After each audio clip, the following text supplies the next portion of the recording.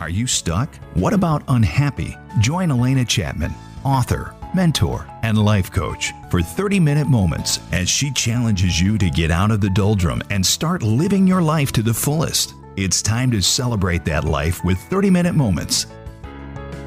Hello, you're listening to 30-Minute Moments, and I'm your host, Alena Chapman.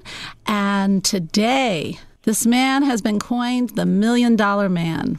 He has taken network marketing to the level you would not believe. He started about 17 years ago in the Excel communications. Then he got that bug for network marketing and never turned back. After Excel, he went to become the president of marketing for the largest VA mortgage lender in the nation, Mortgage Investors Corporation. And that was from 2001 to 2006. And that, if you remember, folks, that was during the real estate boom. After the real estate boom tapered off, he went full-time into network marketing and internet marketing. And since 2006, Cedric has become one of the most sought-after marketers in the network marketing place. He is a top recruiter and the leader of the fastest-growing team in his entire company. Now, you'll have to tell me if this is right, but this is what I found, Cedric, that leading his team, he produced over $60 million in revenue and created multiple six-figure earners in his company or his corporation. Is that correct, Cedric? This is correct. And one of the opportunities, absolutely, we did. That is phenomenal. He is now also internet marketing coach, published author, and speaker. And if you get on YouTube and you listen to this guy, you'll see why he is a top speaker. He is phenomenal. So with that, welcome, Mr. Cedric Harris. Thank you, Elena. I'm so happy to be here. It's a pleasure to be on the line here with you and sharing some nuggets with your audience. You know, network marketing, okay, I'm trying not to age myself here, but when I was a kid, you know, people kind of fooled around with it, but it wasn't something that was so prevalent, and no one ever felt you could make millions by it. So would you talk a little bit about how business has changed since, yes, let's use our grandparents' day. Not my day, but the grandparents' day. Well, let's talk about how it's changed and how this network marketing has really come into play. Sure, absolutely. When we think about how business has changed, I think one of the first things that we can start off with would maybe be the telephone and or the computer that will lead me right into answering that question. So let's use the telephone for an example. You know, if we think about 30 plus years ago, I mean, the telephone was attached to the wall and it had a cord. Yeah. You know, then we add a couple more years to it, and then we have a cordless. Yep. You know, then we add a couple more years, and then we have a answering machine with a cassette tape. Yeah, you know, I remember that. We add a couple of more years, and we have voicemail. Yeah. We add a couple of more years, and then we have caller ID. So if someone calls that we don't want to talk to, we can look at the phone and say, "Man, you're unavailable. I'm unavailable." Just press that little button. Right? Yeah, that's right. So when we think about evolution, things have changed so much in the past few decades. And, you know, when you look at the telephone, when you look at e-commerce, when you look at what has happened with radio and television and so many things going to the internet, you know, the world is moving so fast right now. And so many people are looking for ways to make money. So what wasn't popular back maybe 40, 50, 60 years ago is the norm today. You know, because typically if you think about it, 40, 50 years ago, you know, no one even thought about text messaging. Now, if you go to your typical maternity ward and check out an ultrasound, you'll see an 8-month-old baby sending a text message while they're still in their mother's stomach. Yeah. So when you think about technology and how things move and how so many people are more open, you know, networking has gone through a full-blown evolution. So I would say the whole entire networking arena has changed dramatically, and I think a lot of it, Elena, has to do with the internet and the fact that so many people are more open. And there's just so many ways to make money right now and so many different opportunities out there in the networking world. So people are definitely a lot more open than they were back 20, 30, 40, 50 years ago. And the networking marketing itself is phenomenal. That business is just thriving everywhere. And people who have, say the person who has the store, let's just talk, you know, they're stationary, they're doing a business, you know, a business that people can walk in the door, buy something and leave. Still that networking You know, they don't think of the network marketing side of it. And yet, don't you think that's vital? Aren't they putting themselves at a disadvantage now in this computer age and everything else, just being the storefront? Well, I mean, if you think about your typical brick and mortar business, I think that Amazon has really put a dent in a significant amount of brick and mortar businesses. Yes, they have. And yeah, when you think about it, I mean, you've got the overhead of the rent, you've got, you know, the products or whatever you're selling, you've got the employees, you know, you've got the taxes, you've got so many different things that you have to run a traditional business versus in the networking side of the world, you're not stocking inventory, you don't have employees, it's a full-blown volunteer army. You know, you can work when you want, where you want, you need a laptop and a telephone, and you have the world at your fingertips. So almost think about it like Amazon. Amazon, you know, you don't see storefronts all over the place, but as of right now, Jeff Bezos, the owner of Amazon, is the richest man in the world. Why? Because of the e-commerce model, and because people want to sit in front of their computer, buy something, and 2 to 3 days later, it's delivered to their front door. Yeah, you know, ease. We've adapted to this convenience sector. Yeah, we like ease. Yeah, with all the stress in the world, why not some ease? And that's what people are looking for. And how important do you think it is to have a team? For me, when it comes down to networking, leverage is key. Leverage is key. So when we think about the first billionaire of our century, J. Paul Getty, I think he said it the best: I would rather have 1% of 100 people than to have 100% of myself. So when you think about leverage and building a team, you know, if I just use the number 20 as an example, and let's say that you're in networking and you have 20 people on your team, and if each of them only worked 1 hour today, that's 20 hours of leverage that you're getting paid off of. If you didn't even put in 1 hour, you're still paid off of 20. So building a team is it's actually one of the sexiest things ever. You never know who's doing what. I mean, if you think about it, Alena, you know, Warren Buffett said something that was so profound about a decade ago that really stuck with me, and he said that you truly aren't making money until you're making money when you're sleeping. Yes, isn't that the truth? Making money until you're making it when you're sleeping. That's where teams come into play at. And I tend to say in networking, you're not really making money until you have people on your team that you can't pronounce their name. That's when you know you're making money. I love it. That's when you know you're making money. Yep. Absolutely. When names start popping up in your organization that you cannot pronounce, and they're working in time zones that are completely opposite to the one that you're in, that means that you went to bed at 12 o'clock at night. It was 12 o'clock in the afternoon in another country, and you're able to leverage that. That's the power of having a strong team. You've made it. You've made it. I want to kind of switch a little bit here and talk about, you know, you are a big motivator. And with all these earners or people on your team, you know, you've got to motivate them. You've got to keep it alive. You know, the team is only as good as its captain. And I know that I've seen some of the way you speak, and I have to talk a little bit about, you talk about perception, you talk about limiting beliefs. Tell us how that plays in for somebody who is doing sales, or how we're serving other people, just serving other people.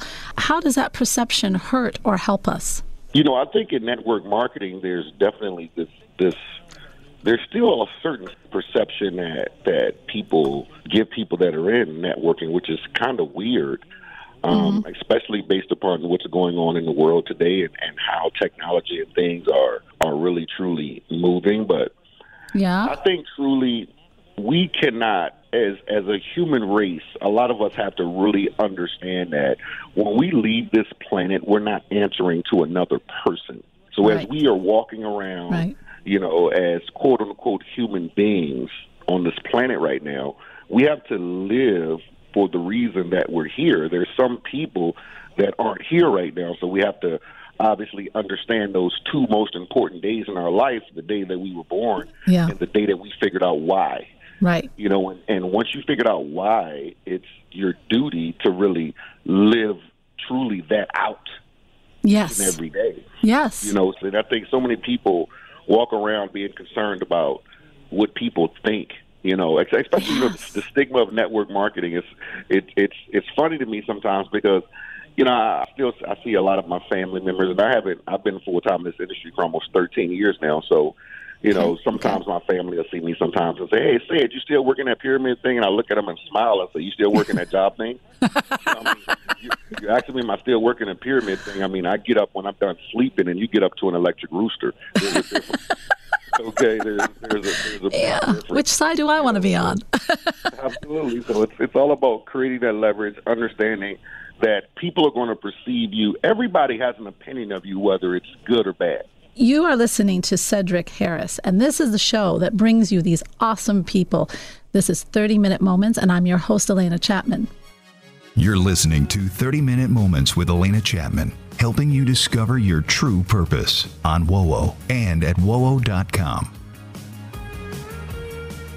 Hi, we're back with Cedric Harris, and this is 30-Minute Moments, and I'm Alena Chapman. Cedric, I'm very fascinated with this because, you know, you're saying don't care about what that other person thinks. And for many people, that's how they live. So how do you switch that thought? Well, understanding that there's only one thing that you can control, and that's the dash. The dash. I learned that a long time ago. There's only one thing that we can control. So we can't control the day that we were born. We can't control the day that we leave the planet, but we can control the dash. The dash. We can control the dash.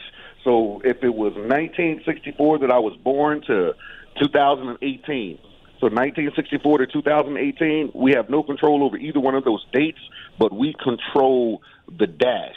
So we've got to start to think about, do we really, truly want to go through life controlling the quote-unquote dash and quietly tiptoeing to our grave? So we can easily quietly tiptoe to our grave, control the dash, and no one knows anything about us. There was no friction. There was no good. There was no bad. It was just a nice, quiet life. Yep. Or we can control that dash, Alena, and really go out kicking and screaming. I mean, that there's so many people that they had to live stream your funeral. You know, we start to think about, why do certain actors or certain musicians or certain people that pass, why is it that they have so many people that show up at their funerals or show up at their wakes? And it's because they controlled the dash. The dash, I like that. The dash. It's all about controlling the dash. So we walk through life so much, and people don't pay attention to the dash. They just scroll through and everything's okay-dory, and we never know when it's our time to leave.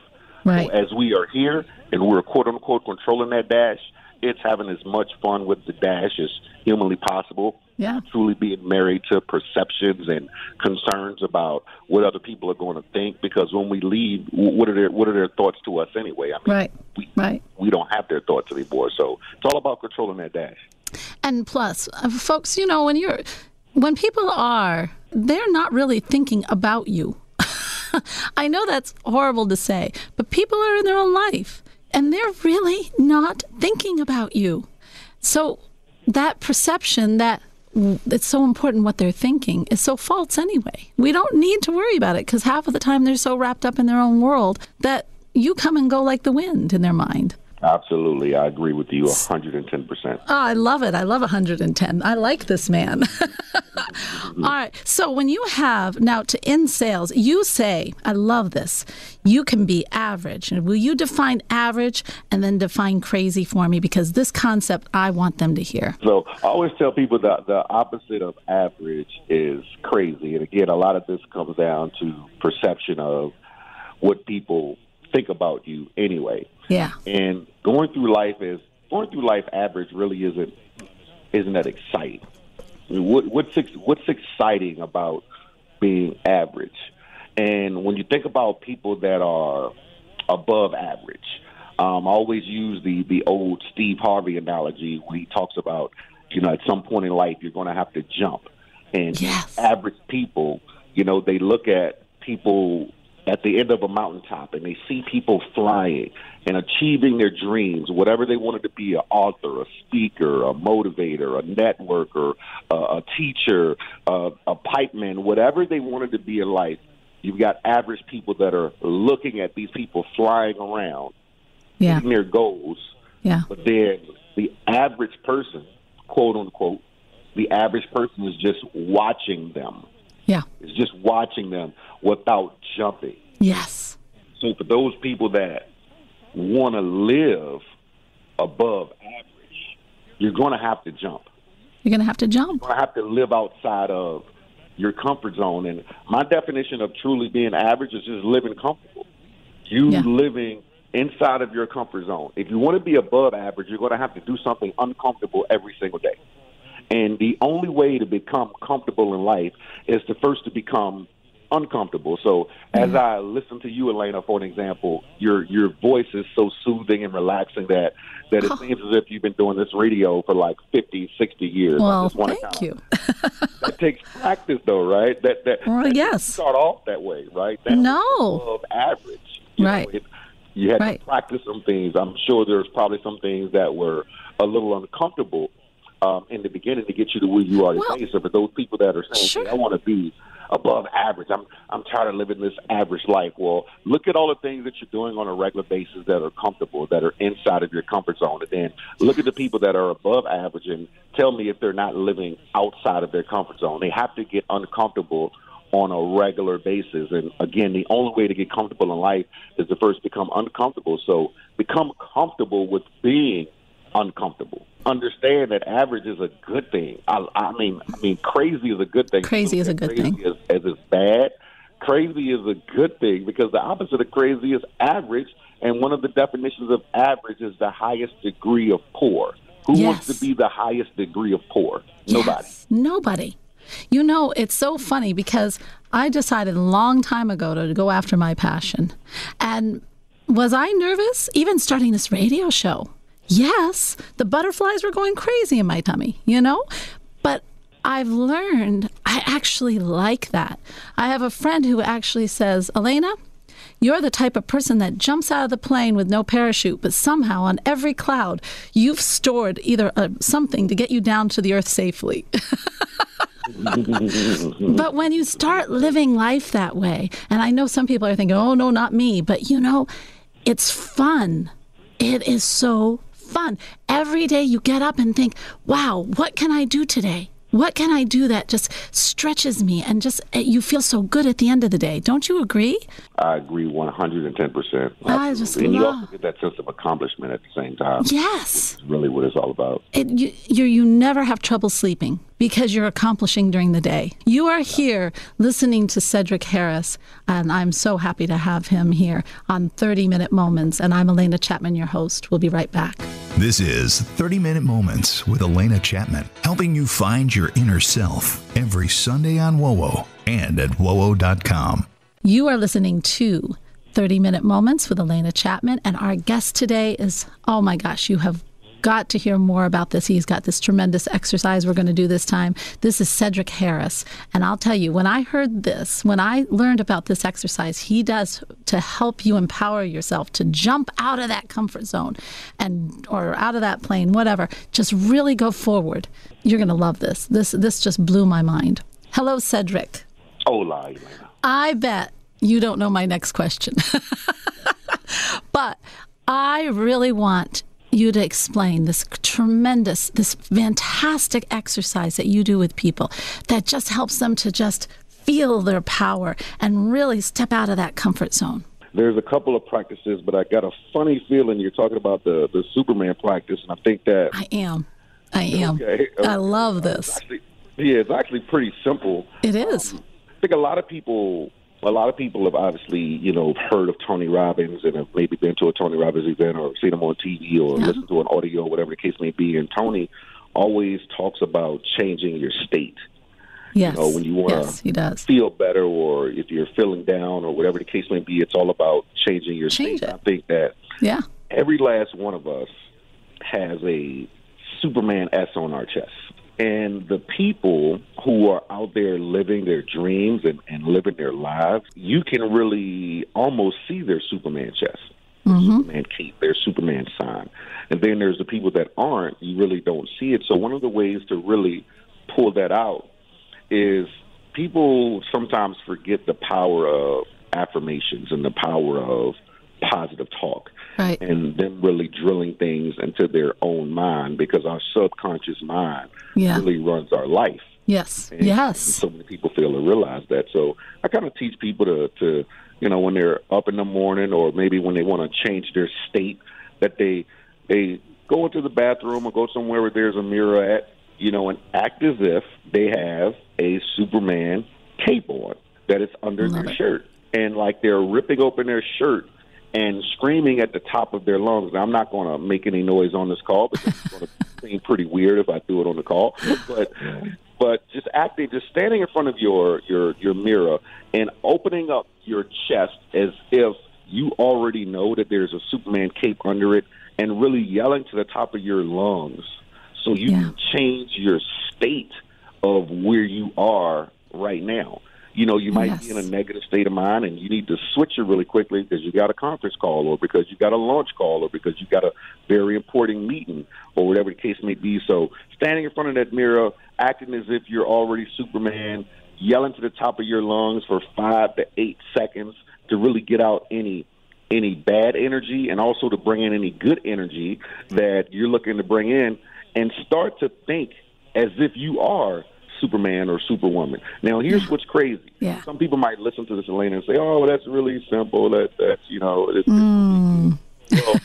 there's so many things in life that people look at as simple, and they don't do the simple things. And these are the things that actually control the bigger things. So something as simple as you thinking changing your state might not be that big of a deal. Could be the catalyst between you having a successful day or you having maybe a unsuccessful day. Right. It's those little things. So it's one of the things I always talk about, changing your state and acting as if you're already Superman, because technically all of us are Superman and Superwoman and Superwomen in some way, shape, or form. Yes. We just have to walk into that power. We have to walk into that power. And I'll tell you, if and I have something similar that I use. I call it a becoming rope, but it's the same thing. You sit on that outside you put that rope on the ground, and you think to yourself, you say the mantra, and then you think to yourself, who do I want to be? Who am I going to be when I walk into that corporate room? Who do I want to be when I make that phone call? And when you're ready, you step in and become. It's changing how you're thinking. And I love that you just open up that inside of you and have that S shining, and you are the Superman, super person, and you are just letting it out. And it shakes up your world. It just gives you the power to start stepping out, to start doing a change, start to living the way you want to live. I mean, these tools, Cedric, you say they're simple, and they are simple, but they're effective. And you want to do what's effective. Guys, I'll tell you, this is my favorite part. This is the shift. And right now we have Cedric Harris, and he is going to tell us what really brought him to the way that he's living now. What really changed in his life that made him say, aha, this is my aha moment. Are you ready, Cedric? I'm ready, and I'm actually going to throw you off with this one. Oh, keep me on my toes.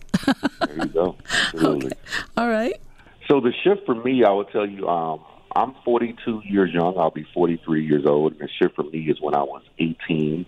I grew up in Richmond, Virginia. I grew up in a very interesting environment. I was a product of my environment, whereas, we did what the top 5 people did that were around us, just like in life. You always will become who the top 5 people are that you spend the most time with. And unfortunately for me, the top 5 people that I spent the most time with when I was growing up were pharmaceutical salespeople when I was young.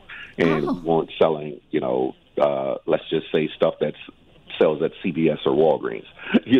My moment in life that changed everything was truly sitting in front of a gentleman that controlled my life with a black robe. And he gave me an opportunity to go to a boot camp program for 90 days or either go to jail for 10 years. Well, obviously, I chose the boot camp program for 90 days.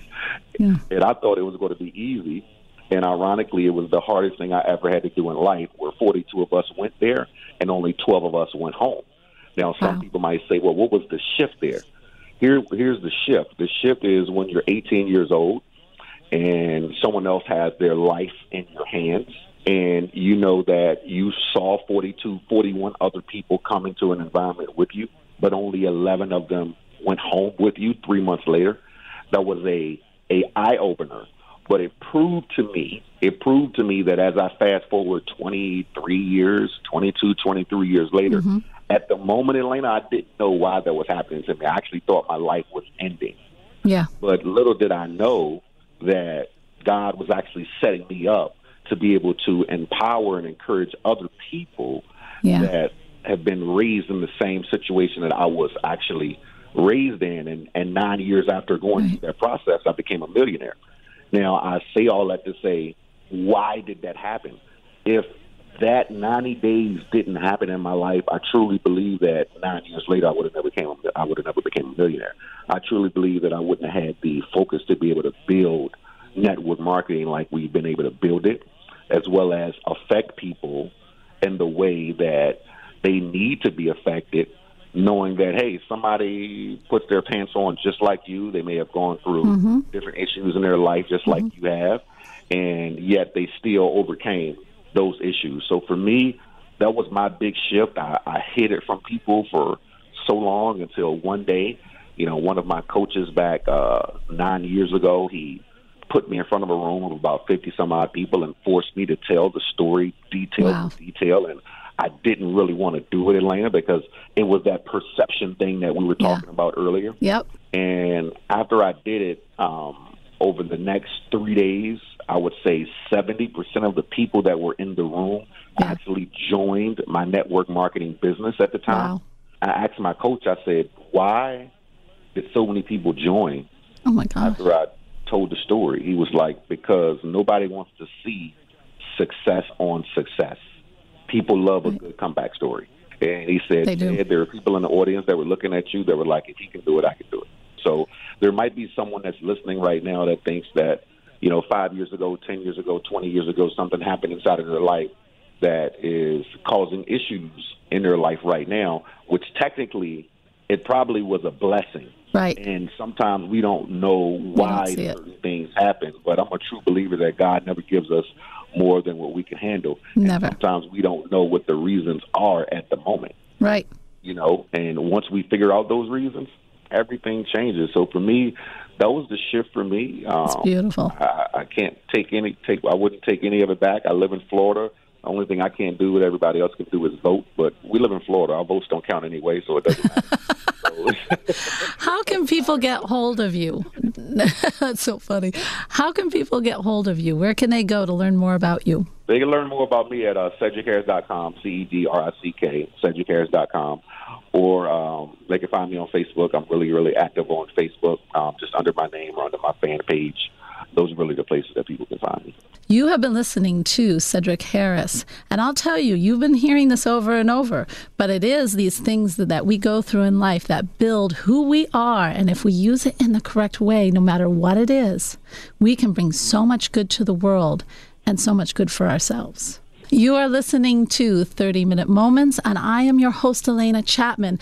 And if you want to learn more about Alena Chapman, go to Alena Chapman Life. And right there, I have all sorts of things that will tell you more about myself and things that can help you live your life. Podcasts by Federated Media.